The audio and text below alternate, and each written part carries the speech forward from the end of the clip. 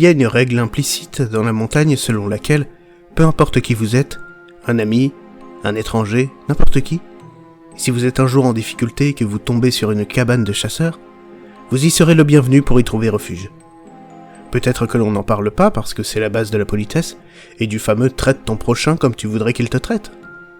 Ou alors on n'en parle pas tout simplement parce qu'à la montagne, il n'y a pas vraiment grand monde à qui en parler. Les mois d'hiver surtout.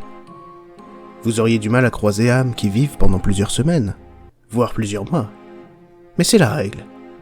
Et si vous en avez besoin, vous l'utilisez. Pas de jugement, pas de questions. Juste ne volez rien. Bon, moi je ne suis pas un costaud montagnard aguerri qui utilise l'écorce des arbres en guise de fil dentaire et qui ne se rase jamais, mais j'aime bien chasser. Il m'arrive souvent de quitter mon petit village d'Alaska pendant plusieurs semaines pour rejoindre mon modeste chalet de chasseur dans les montagnes. Et je suis un mec assez prévoyant. Et je sais que la montagne peut être traître. Alors quand je pars préparé. Je regarde les prévisions météo sur plusieurs jours, je rassemble le matos nécessaire, j'importe des réserves. Et je m'assure d'avoir de quoi survivre pendant au moins une semaine. Juste au cas où. Et j'ai toujours pensé que mes précautions me protégeraient. Mais à l'instar des doudous des enfants, elles n'étaient qu'un écran de fumée, une sécurité illusoire. Il n'existe aucun moyen de prévoir le jour où Mère Nature décidera de péter un câble. Et c'est pourquoi je ne me serais jamais attendu à me retrouver pris en plein blizzard ce jour-là. Il avait fait froid et soleil au début, mais à mesure que le jour avançait, des nuages s'étaient formés au moment où ils s'étaient rassemblés en une épaisse couverture nuageuse. J'étais déjà sur le chemin du retour vers ma cabane avec 2 lièvres sur les épaules. Je les avais appelés dîner et petit déjeuner. Je prévoyais de manger petit déjeuner pour le dîner et dîner pour le petit déjeuner. Juste pour la blague, ce sont les petites choses de ce genre qui permettent d'éviter que la solitude se transforme en isolement. La neige a semblé se mettre à tomber de nulle part, comme si quelqu'un avait fermé un Velux, et que toute la neige entassée dessus était tombée d'un seul coup. Sauf que ce n'était pas qu'un raz-de-marée de neige, mais un assaut continu et infini, et je me suis haï d'avoir laissé ma lampe torche au chalet. J'avais prévu de revenir bien avant la tombée de la nuit, donc je n'avais pas jugé utile de l'emporter. Je m'étais cruellement trompé. Et la neige qui s'engouffrait dans mes yeux me piquait. J'ai dû plisser les yeux pendant presque tout le trajet, et le vent hurlait alors que les rafales pénétraient mes vêtements et me glaçaient jusqu'aux os. Je pensais à peine voir à 1 mètre devant moi, et à 1 mètre derrière moi, tout disparaissait dans une couverture de neige qui ne cessait de grandir. Je ne sais plus trop à quel moment j'ai réalisé que j'étais perdu, et j'aurais déjà dû être arrivé au chalet à force de marcher. Mais tout ce que je voyais, c'était des nuances de blanc, quelques-unes d'argent et de gris qui se balançaient dans le vent violent.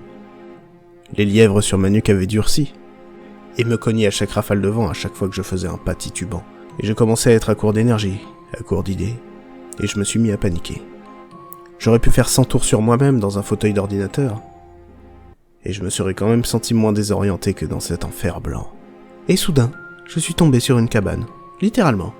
Ça s'était tellement assombri, et la neige était si épaisse que je n'avais pas pu voir le bâtiment avant de m'écraser dessus. Je l'ai contourné jusqu'à trouver une porte. Je n'étais pas juste en difficulté, c'était une question de vie ou de mort. Dans l'improbable éventualité que quelqu'un puisse se trouver à l'intérieur, j'ai frappé à la porte et attendu une réponse. Et au milieu du vacarme du vent, j'aurais juré avoir entendu « entrer ».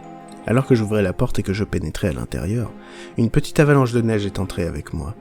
Et je n'ai pas pris la peine de la balayer, étant donné que je me battais déjà contre le vent pour refermer la porte derrière moi. Le soulagement était instantané, sans l'air froid qui me fouettait. J'avais mis sur pause le compte à rebours de ma mort, par hypothermie. « Merci » ai-je murmuré. Je me suis tourné vers l'intérieur de la cabane et ai tenté de prendre mes repères. Mais je ne voyais que de l'obscurité, donc aucun moyen pour moi d'évaluer la taille du chalet. Certes, j'en avais fait le tour de l'extérieur, mais en trébuchant à chaque pas à moitié aveugle, trop concentré sur la poignée de la porte que je cherchais désespérément. Alors je n'avais aucune idée de la longueur de la cabane que j'avais pu couvrir. J'avais très bien pu n'en avoir parcouru que la moitié, ou en avoir fait le tour 3 fois sans m'en rendre compte. Et au milieu de l'obscurité, je ne pouvais discerner que la vague silhouette d'une personne assise dans un coin. « Vous êtes mon sauveur », ai-je dit, et il ne m'a pas répondu. J'ai tâté autour de moi pour trouver un briquet, une lampe ou une allumette, n'importe quoi qui puisse faire de la lumière. Mais tout ce que mes doigts touchaient étaient des chaînes et des canons de fusil de chasse, et j'ai arrêté de tâtonner lorsque j'ai effleuré un piège à ours ouvert. Je ne voulais pas me coincer le bras dans l'un d'entre eux. C'était plus sûr de rester immobile en attendant que la lumière perce. Il me semblait que l'inconnu avait lui aussi atterri ici en cherchant un refuge. Je lui ai donc dit d'un ton léger et innocent « Vous êtes le propriétaire du chalet ?»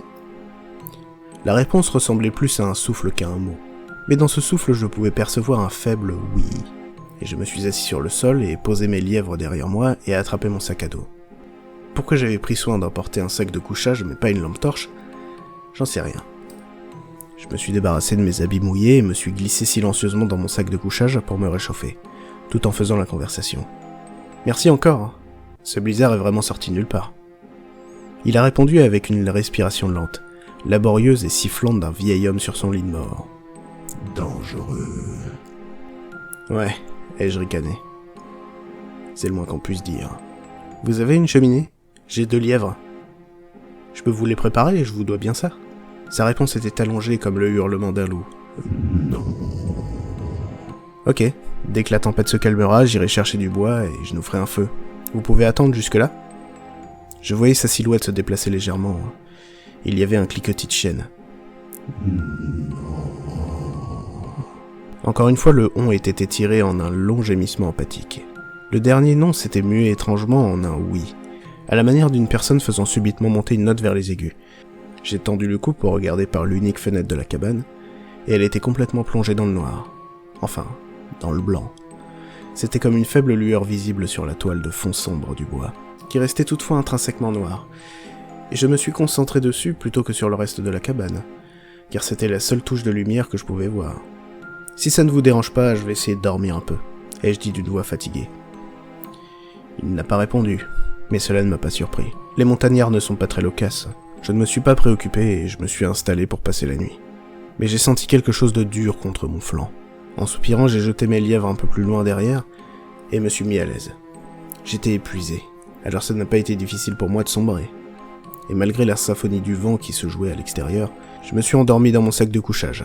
J'ai été réveillé par un son étrange, un bruit bizarre de craquement et de croustillement qui m'a fait bondir de mon sac de couchage, pensant que le toit était sur le point de céder sous le poids de la neige.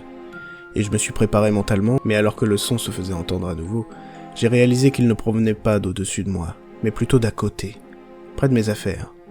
La silhouette avait disparu de son coin, et je pouvais entendre sa respiration profonde et grinçante accompagnant des craquements. « Eh, qu'est-ce que vous branlez, là ?» Et il s'est replié dans son coin. Mon adrénaline bouillonnait, et je ne savais même pas vraiment trop pourquoi. Quelque chose à propos de cet inconnu me mettait dans un état de quasi-panique. Mon instinct me dictait de partir. Mais je ne pouvais pas me le permettre. Quoi que pouvaient être les intentions de ce mec, j'étais plus en sécurité avec lui que dehors dans la tempête. Alors j'ai attrapé mon sac à dos et me suis calé contre le mur en position assise, fixant la silhouette, m'attendant à ce qu'il bouge. Je me suis efforcé de rester éveillé et attentif, sans jamais détourner les yeux, alors que le vent hurlant semblait diminuer l'intensité.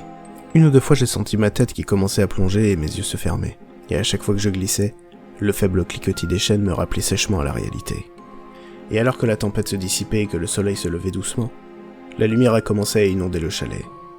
La scène se déroulait progressivement, la ligne de lumière s'élevant dans la pièce à mesure que le soleil montait dans le ciel, comme une imprimante révélant lentement une image, une ligne à la fois. Je n'étais pas dans un chalet, mais plutôt dans une grande cabane de ravitaillement, qui mesurait peut-être 3 par 2 mètres. Il n'y avait pas de cheminée, ce qui semble logique dans une cabane de stockage. Il y avait des outils, des pièges et des fusils alignés contre les murs, et la silhouette dans le coin cessait progressivement d'être une silhouette pour devenir une personne distincte. Maigre ? Non. Décharné. Pâle ? Non. Livide. Homme ? Non. Cadavre. C'était un cadavre. J'étais estomaqué. Il était mort ? Mais pas du genre « Oups, je suis mort pendant la nuit », mais genre mort depuis longtemps, depuis très très très longtemps. Son corps était flétri et momifié presque. Est-ce que c'est même le bon mot ? Il n'était pas enveloppé de bandelettes ou quoi que ce soit, mais sa peau était complètement déshydratée et dure comme une momie désenveloppée. Ses cheveux pendaient de son crâne en ficelle, ses dents dépassaient de ses lèvres ratatinées, laissant entrevoir un vide à l'endroit où aurait dû se trouver sa canine supérieure droite. Il avait une très vieille tache de flaque de sang derrière lui. Je l'ai suivi de regard pour en trouver l'origine. Son pied gauche et le piège à ours dans lequel il était pris. Il y avait un crochet vide sur le mur au-dessus de lui, avec une chaîne accrochée au piège. Elle était assez longue pour lui permettre de se déplacer, mais pas assez pour atteindre la porte d'entrée, ou la scie suspendue au-dessus. Ma meilleure hypothèse était que le piège avait dû tomber tout seul pendant qu'il dormait, et qu'à un moment il avait dû se lever pour chercher quelque chose dans le noir, et s'était pris dans son propre piège. Il avait probablement fini par mourir de soif ou quelque chose comme ça. Écoutez, je vous le dis, il ne respirait pas, il ne bougeait pas, il était aussi mort qu'un clou de porte. Et ce depuis un sacré bout de temps. Je me suis assis me résolvant à penser que j'avais déliré toute la nuit. La fatigue, la déshydratation, la désorientation générée par la tempête m'avaient fait imaginer sa voix. Ces bruits de sifflement lents, que j'avais pris pour des réponses, n'étaient que le vent de l'extérieur. Je les avais mal interprétés à cause de l'isolement et qui avait fini par me gagner. Les éléments avaient conspiré contre moi, pour faire une personne vivante de quelqu'un qui clairement ne l'était pas. C'était une bonne explication, logique, et j'aurais aimé pouvoir dire que c'était vrai. Sauf que ce n'était pas moi qui avais arraché la tête de petit déjeuner. Ce n'était pas ma canine que j'avais retrouvée sur le sol à côté de moi. Ce n'était pas mes ongles secs et crasseux qui étaient plantés dans mon sac de couchage. Ce n'était pas moi qui avais recouvert les lèvres desséchées et craquelées du cadavre avec la fourrure blanche. Donc croyez-moi, je ne suis pas resté pour dîner.